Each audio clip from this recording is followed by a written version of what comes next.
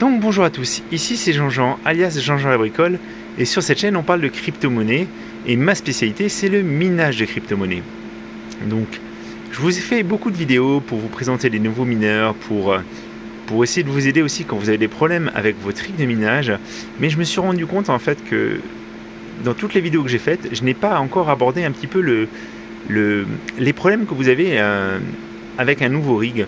Quand vous débutez, que vous avez votre premier rig et que vous avez des soucis avec. Donc c'est quand même à mon avis quelque chose qui est intéressant parce qu'il y a beaucoup de personnes qui justement ont commencé ou commencent.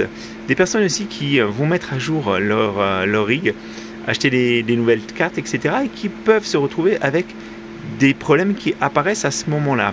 Donc cette vidéo vraiment c'est un petit peu pour vous aider sur les blocages que vous pouvez avoir avec votre rig de minage et d'où ça provient un petit peu en fait. Donc transition, on va passer, je vous ai préparé un petit PowerPoint aujourd'hui et on a une petite vue un petit peu bizarroïde, voilà, et j'ai intitulé mon PowerPoint mon rig tout neuf ne fonctionne pas. Donc on va voir un petit peu d'où ça peut venir et parce qu'en fait souvent vous savez pas par où commencer et c'est tout à fait normal. Voilà, donc, alors, premier cas de figure, c'est soit mon rig ne démarre pas du tout, ou alors, en fait, il démarre et il reboucle. Il reboot toutes les 10 secondes, en fait. Il reboot de façon permanente. Donc, déjà, la première question à vous poser, c'est est-ce que vous avez le bon processeur? Je vous parle surtout si vous êtes chez Intel, parce que chez Intel, on a des cartes mères qui ne sont pas compatibles avec toutes les générations de processeurs. Donc, vous avez des processeurs qui ont le même emplacement pour les pins, mais qui ne sont pas de la même génération. Et si vous avez acheté souvent par exemple une carte mère un peu spéciale mining, ça va être des processeurs d'ancienne génération. Donc vérifiez bien la liste de compatibilité. Ça arrive vraiment à beaucoup de monde de se tromper de processeur et à ce moment-là, en fait, vous allez avoir un rig qui redémarre en boucle, en fait, parce que le processeur n'est pas supporté par la carte mère. Deuxième problématique, souvent, c'est au niveau des branchements. Il y a des gens en fait qui vont brancher au niveau de la lime uniquement le 24 pins, mais il y a aussi un 8 pin à brancher. Donc il faut bien penser à brancher les deux, tout simplement. Et la mémoire, j'ai vu aussi pas mal de personnes qui ont donc les emplacements de mémoire, vous savez, il y a ces petites choses-là. Et normalement, en fait, vous devez vraiment clipser fermement votre module mémoire. Donc si le module mémoire est mal clipsé d'un côté, forcément ça ne fonctionne pas. Et ça arrive à beaucoup de monde, ce genre de problématique. Voilà. Donc je voulais vous rappeler aussi, quand vous branchez une alimentation, sur la plupart des alimentations modernes, en fait, le ventilateur ne tourne pas au démarrage. Et il ne tourne que quand il y a une certaine charge. Voilà. Donc petit rappel aussi, sur les alimentations, il y a souvent un interrupteur on-off.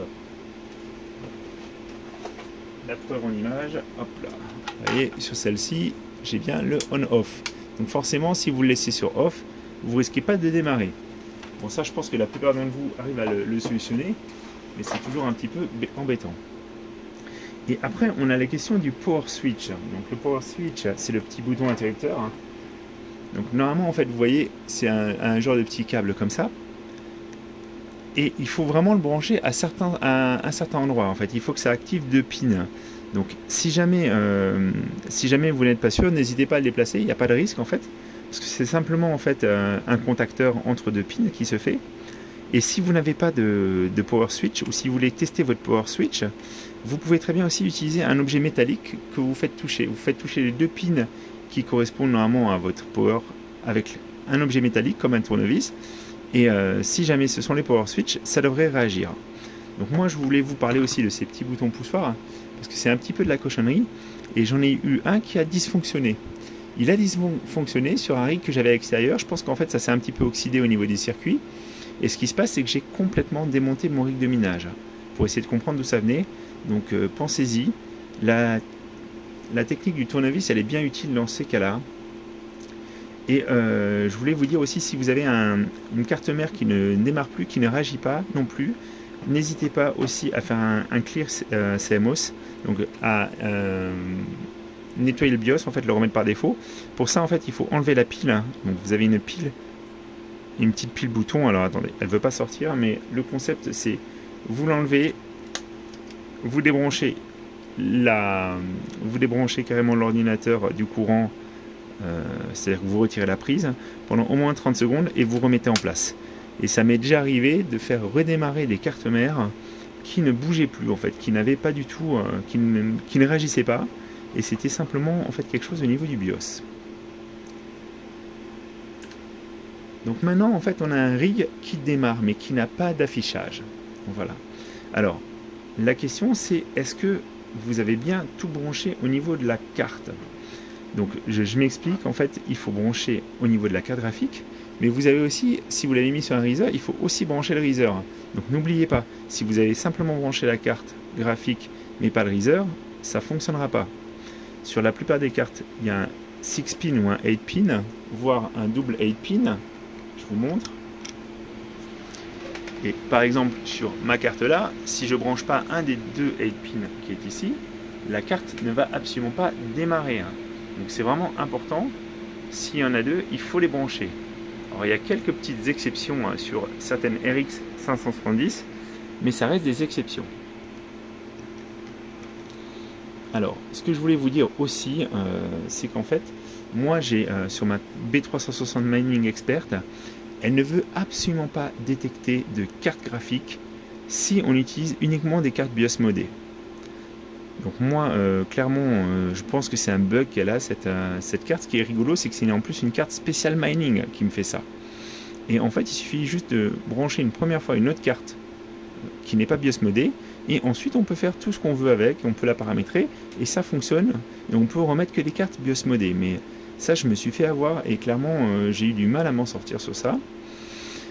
Je voulais aussi vous rappeler, sur certaines cartes aussi, vous avez possibilité d'avoir l'affichage qui est via la carte mère. Donc, si vous avez paramétré l'affichage via carte mère, forcément, vous n'aurez pas d'affichage sur la carte graphique elle-même, vu que l'affichage passera par ces ports-là et que vous n'aurez pas branché de câble dessus. Donc, faites bien attention à ça. Alors, ensuite, l'étape suivante, souvent, c'est on a un rig qui démarre, mais on a l'écran d'accueil de l'ordinateur, et ensuite on a un écran noir où on accède directement au BIOS. Donc, le problème d'accès directement au BIOS, c'est souvent un synonyme d'un problème de boot. Donc, si vous avez installé votre OS sur une clé USB, donc la clé USB qui n'est pas correctement détectée, ou alors la séquence de boot qui n'est pas programmée correctement. Voilà. Donc je vous rappelle, il faut que vous programmiez l'ordinateur au niveau du BIOS pour qu'il boot sur le SSD que vous avez choisi ou sur la clé USB. Si vous ne l'avez pas paramétré, forcément il vous renvoie directement sur le BIOS. Voilà. Je voulais aussi vous rappeler, quand vous upgradez votre machine, jusqu'à 3 cartes graphiques, il n'y a pas besoin de faire de paramétrage au niveau du BIOS. Par contre, quand vous passez à 4 cartes graphiques, vous devez faire le Enable 4J Decoding. Donc ça, c'est quelque chose qui permet justement au BIOS de gérer les ressources différemment et de piloter plus que 3 cartes. Et vous devez aussi souvent modifier le type de BIOS, le type de boot, pardon. Vous avez en fait un boot qui peut être en Legacy ou UEFI, et parfois en fait vous devez modifier ce paramétrage pour pouvoir booter. Autrement, vous vous retrouvez avec l'écran noir dont je vous parlais tout à l'heure. Si vous voulez mettre aussi pas mal de cartes graphiques, parfois il faut modifier l'organisation des lignes PCI Express. Voilà. Ça, je ne rentre pas dans les détails parce que normalement, là, moi, je vous fais ce tuto pour que vous puissiez vous débugger sur la plupart des problèmes quand vous avez un nouveau rig, quand vous rajoutez des cartes. Après, c'est pas, je ne veux pas vous faire ce tuto pour tout savoir faire avec votre rig où il y a énormément de spécificités suivant les cartes que vous allez installer, suivant votre config. Mais du coup, prenez votre temps, renseignez-vous. La clim n'est pas une solution dans 99% des cas aussi, je vous le rappelle. Mais ça, c'était sur un autre sujet. Voilà, j'espère que c'est clair. Je voulais aussi vous rappeler un truc. Faites vraiment attention. Ne faites pas de bêtises. J'ai encore vu des posts de personnes qui ont mal branché les risers. Donc je vous rappelle, le riser, il se met dans ce sens. C'est la petite trompe de l'éléphant, comme moi je l'ai appelé lors de ma précédente vidéo. Alors, effectivement, sur les petits P6x1, ça coule sur le sens, on ne peut pas le mettre à l'envers. Mais par contre, sur les x16, on peut être tenté de les brancher à l'envers. Et là, en fait, je vous garantis que vous allez tuer votre matériel. Vous allez vraiment tuer votre matériel, donc jamais, jamais, jamais. Branchez-le bien de la bonne manière. Les riseurs, c'est souvent c'est vraiment une source de problèmes de stabilité, parce que forcément on n'a vraiment pas un contrôle qualité qui est important. Vous voyez, on peut aussi avoir du jeu. Moi, ça m'est arrivé à avoir des cartes qui étaient mal détectées parce qu'en fait la connexion se faisait pas bien.